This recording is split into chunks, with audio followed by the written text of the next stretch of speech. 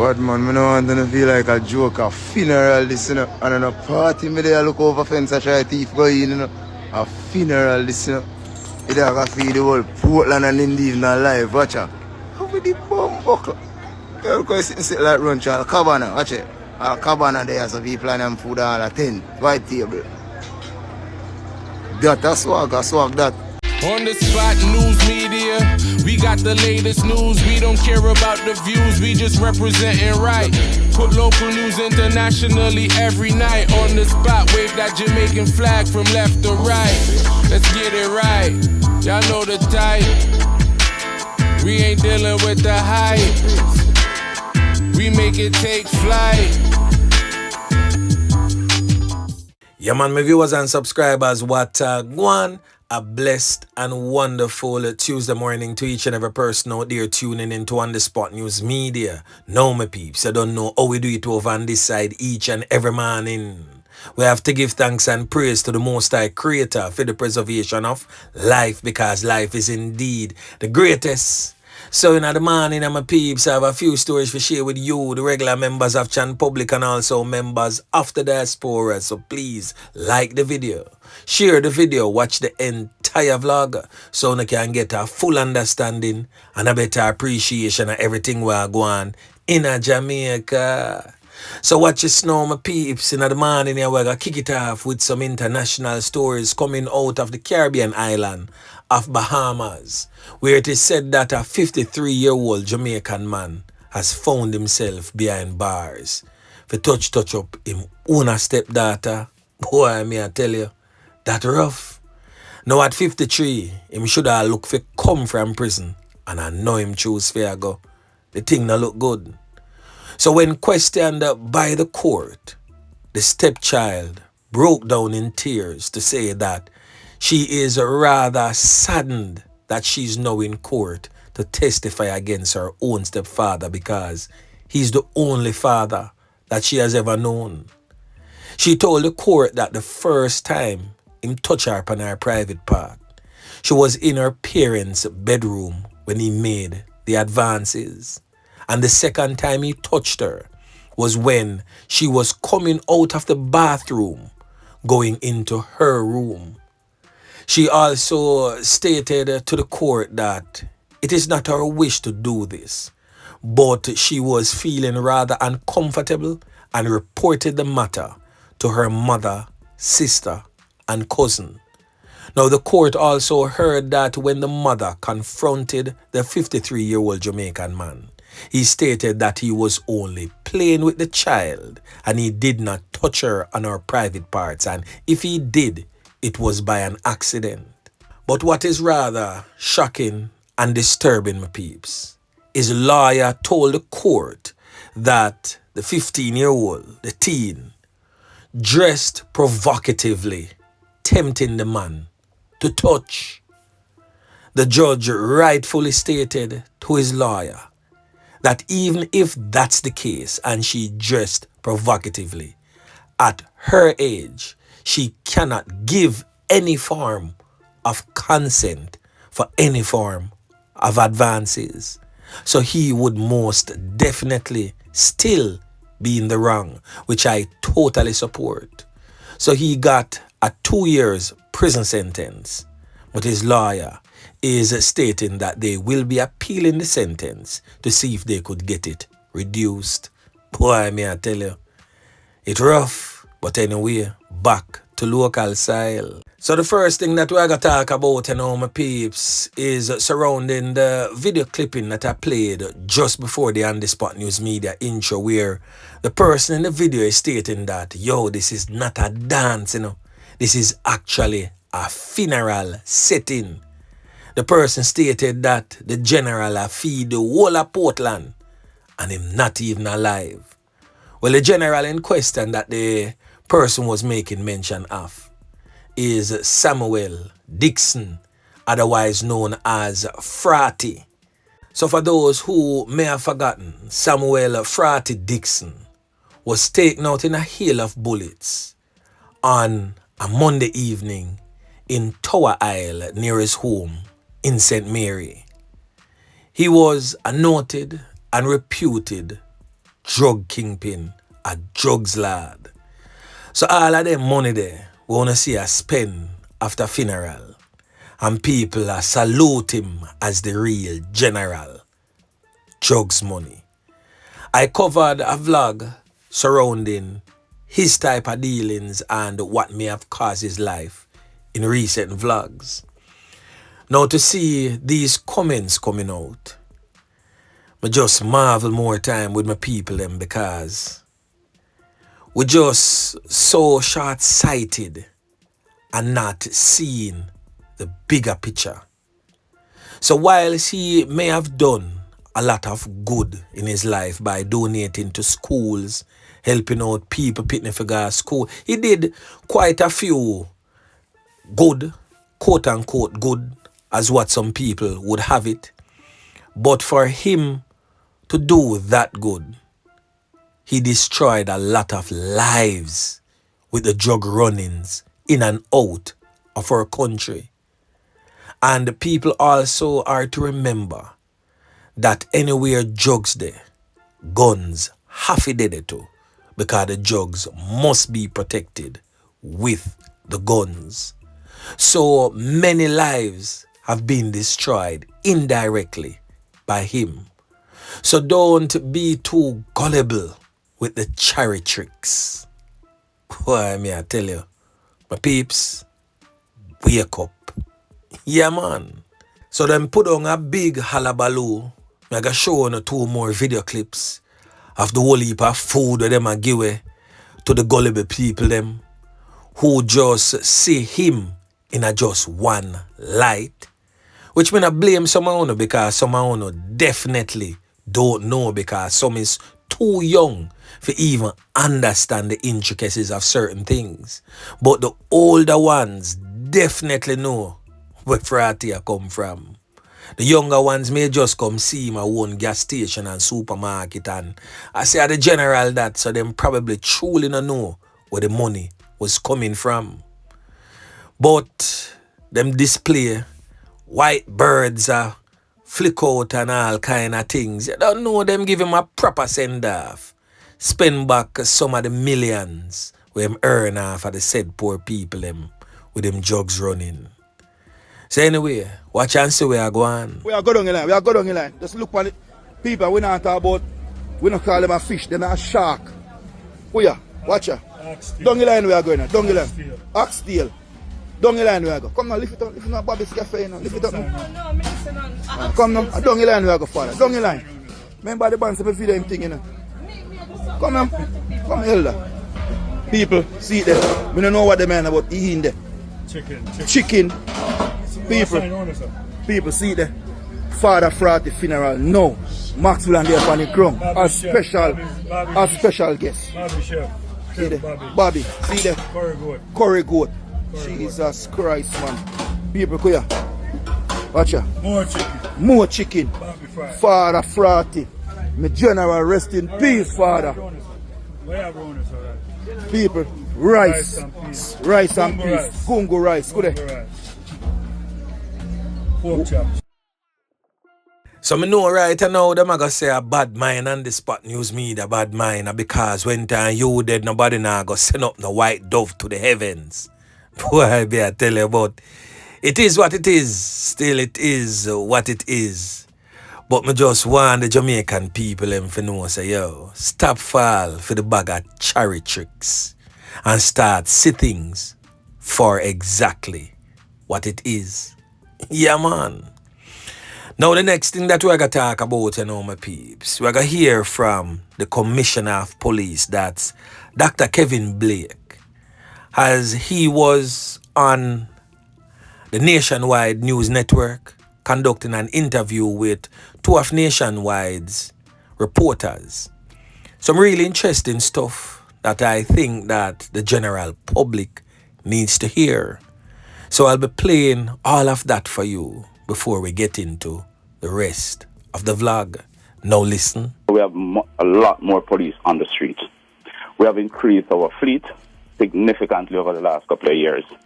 We have far better and more enhanced intelligence capability. And as a result of these support and resources, we are now able to embark much more effectively on some key strategies, one of which is our focus deterrent strategy.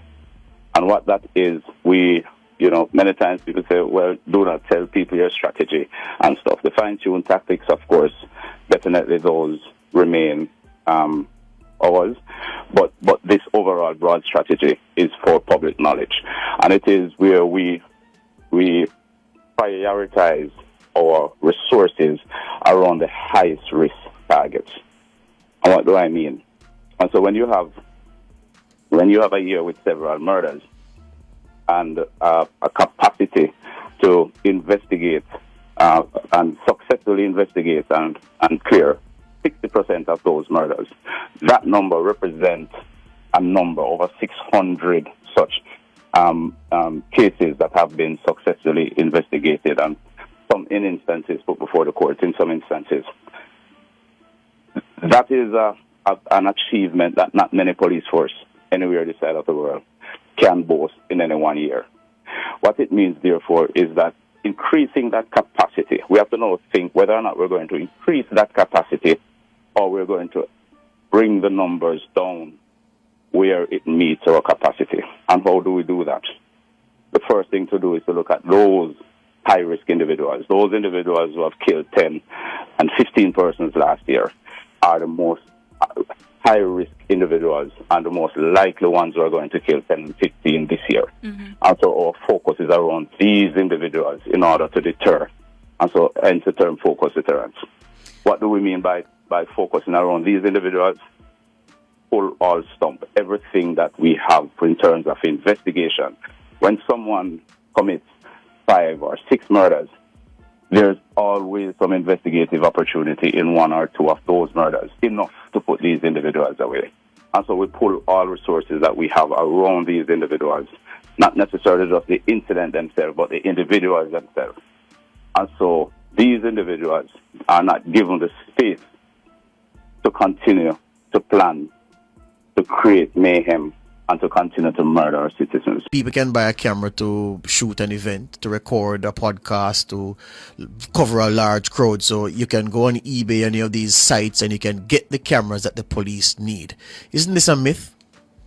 They're correct that you can go and buy cameras. Cameras, I mean, depending on the camera you're talking about, may not be as expensive. But that is if we're pinning devices on individuals. No, we're not doing that. What we're doing is building a body-worn camera system. And that's a complete different story.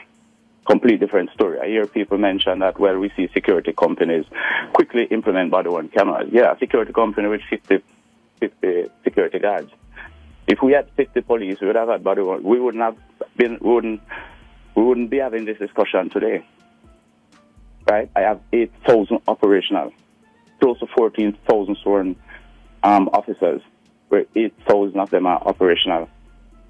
That is not an easy thing. It's not a matter of just pinning a device. When I talk about the system, and so this is it, George. When you put a body-worn camera on a police officer, this entire activity for that day, any one activity or series of activities, can become the subject of an investigation or a court proceeding 4 or 5 years from now. It means, therefore, that has to be preserved, properly handled, and in a state where it has evidential value. How do we do this? Very few data, very few items generate the type of resource demanding data than body-worn camera, or cameras, I must say. Video and photograph demand huge resources to transmit and to store, unlike text and to some extent voice.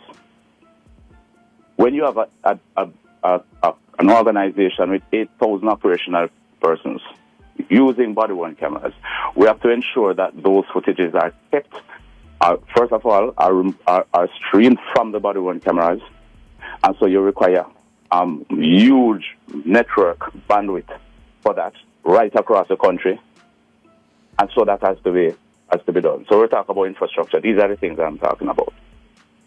But then it has to go somewhere and stored, and it has to be managed, and we have to have, so we have to have a data center. We're talking about 8,000 persons with body-worn cameras doing all sorts of activity in a 24-hour period. A whole lot of data we're talking about. So that has to be stored, and it has to be stored for a long time.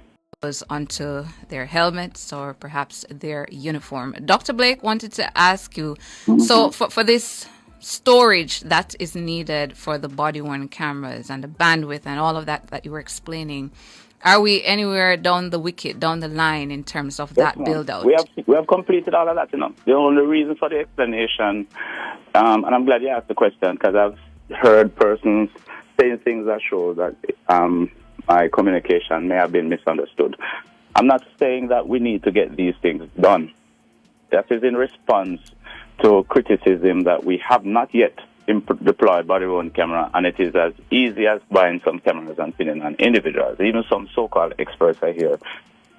So what I've been explaining is what we have been doing over the last 3 years. Mm-hmm. We have that bandwidth. Everything I just tell you about is in place.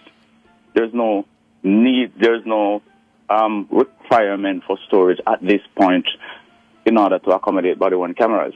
I've never said that. What I've been saying is that this is what we have been doing, and I've said it many times before. When you have a budget, it doesn't make sense I buy a hubcap until I can find a car to put it on. So it doesn't make sense I buy the body-worn cameras at that huge number before I have the infrastructure to manage body-worn camera. And that's what we have been doing over the last 2 years. Does JFJ know this, Commissioner? Yes, we had a very nice meeting. I called them in to brief them on it and stuff, and they're aware. No, for sure, because one of the things that we tend to do is, and including ourselves as members of the JCF, just pick up information rather than as two entities, as organizations, come and speak clearly. We pick up a lot of the narrative that is out there and misinformation, misguided information and stuff like that. So we thought it was important that we speak deliberately and do not assume that these things that I have been saying in a little 5-minute interview and stuff like that is sufficient to give that understanding. And so we did that. And so they do have this understanding now. And let me hasten to say that credit doesn't solely belong to the Jamaica Constabulary Force. We have been working very closely with our partners, particularly the Jamaica Defence Force and other law enforcement entities, but also to the citizens of Jamaica, the public themselves. I often say to my colleagues, and when I address members of the public, that a decision that a citizen make to resolve a conflict without violence is helping to reduce violence in our society. So the next thing that we're going to talk about, my peeps, is coming out of the parish of St. Mary, where a 45-year-old construction worker and farmer, he's from a Highgate address. He was taken out in a hail of bullets in Stuart Town, St. Mary, on the 2nd of May this year. Now the man in question is presently on your screen, and he has since been identified as Keyon Jones, said to be of a Woodside district address in Highgate. So reports reaching on the Spot News Media would suggest that sometime around 7:30 p.m., Jones was driving a red Mitsubishi Pajero motor vehicle. It is said that he stopped at an entrance of a hotel. It is unclear what took place. However, Jones was found slumped over the steering wheel with several carnap wounds all over the upper body and head. The right side of the vehicle, presently on your screen as you can see, had several bullet holes. The St. Mary police have not yet established a motive for his fatal knockings and clappings, but investigation continues. Jones' loss of life has brought the parish murder tally since the start of the year to 10. Boy, may I tell you, St. Mary, it no look so bossy pa honey, Yeah, man. So the next thing that we're going to talk about, my peeps, is coming out of the St. Catherine North Police Division. And it is surrounding the capture of this criminal element who was listed as St. Catherine North most wanted at one point in time. We are talking about Glendon Amos, but them call him Bull in our streets. How many times have you seen this photograph or this photograph featured on the Spot News Media or other YouTube channels or seen in some sort of space on the internet? I'm pretty sure many of us have seen it repeatedly. Now, he was caught with another man in a vehicle. Now, the lawyer of the man who was held in the vehicle with Glendon Amos, aka Bull, yesterday declared that his client did not know that he was in the company of a fugitive. And I rubbished that argument. So the trial of the man, identified as Dean Dawson, who is charged with harboring a fugitive, stated that yesterday in the St. Catherine Parish Court. His attorney stated that his client had no knowledge that Amos was a fugitive when they were stopped and accosted by police in St. Ann in January of this year. The police witness admitted that Amos looked totally different from the picture of him that was being circulated by the police and also in the media. So whilst he may look totally different from this picture versus this picture, you are drive around with a man where you don't know him name, none at all, not even alias. Because if you hear a man named Bull and you come from the area, it's supposed to dawn upon you say, I wonder if other brother you wanted. And if you know him full name Glendon Amos, it's supposed to also ring a bell.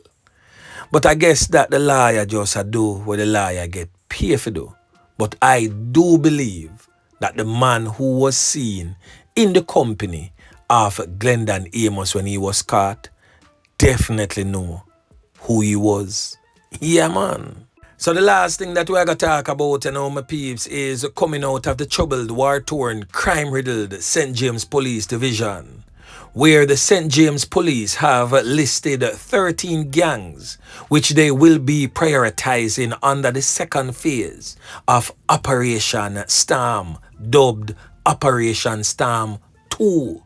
So now, my peeps, we're going to hear from Superintendent Carlos Russell, head of the St. James Police Division, and also Deputy Superintendent Leroy Edwards, who is the operations officer for the parish, as they now give us a full and better overview of what their latest initiative, Operation Storm 2, is all about, and of course, its focus. Now listen. The St. James Division is seeing a 62% reduction in murders. We are now at 19 compared to 50 for the corresponding period of 2024. Overall, the division is seeing a general reduction as it relates to the fear of crime. So St. James is on course to record its lowest murder total in over 20 years. The target is under 70 murders, and we are on target. We want to inform the citizens of this parish that they will see heightened police and military presence in all communities, township, and major thoroughfare across the parish of St. James. However, law-abiding citizens need not to be worried, as the focus will be on the gangs, as we intend to remove them permanently from the communities which they are hiding and are operating in. We're encouraging the citizens to provide directly through 119, as I mentioned, and help us to identify the persons who are affiliated with these gangs and where they are residing. Some of the gangs that will be given focused attention to is the G6 gang.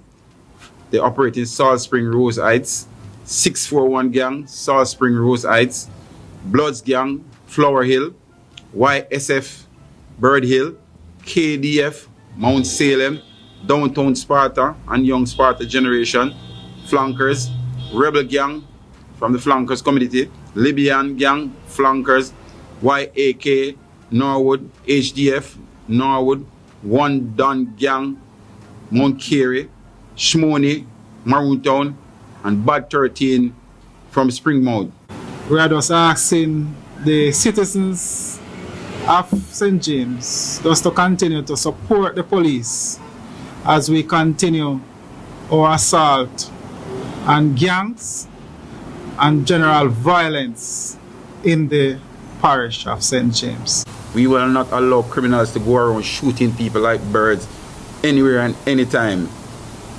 And to use a popular Jamaican phrase, it won't go so, as our response will be swift and decisive. And we hope those who have ears to hear will hear.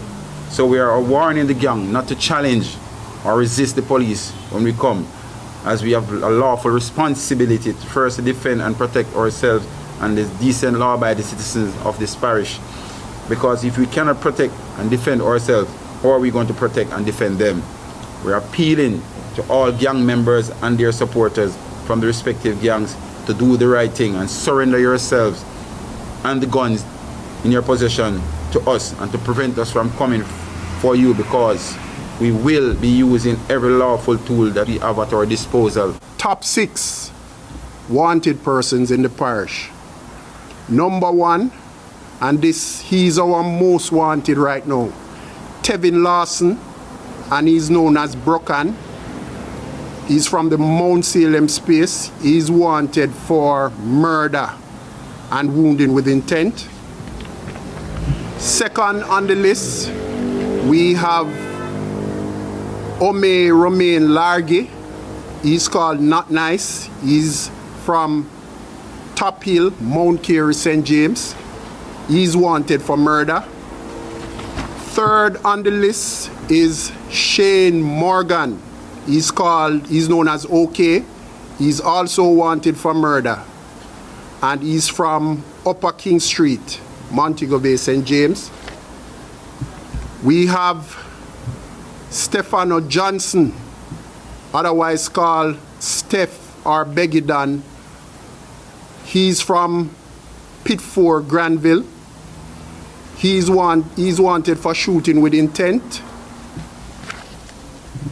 Number 5, Dante Allen, otherwise called Freelance, of King Street, Montego Bay, St. James. He's wanted for murder.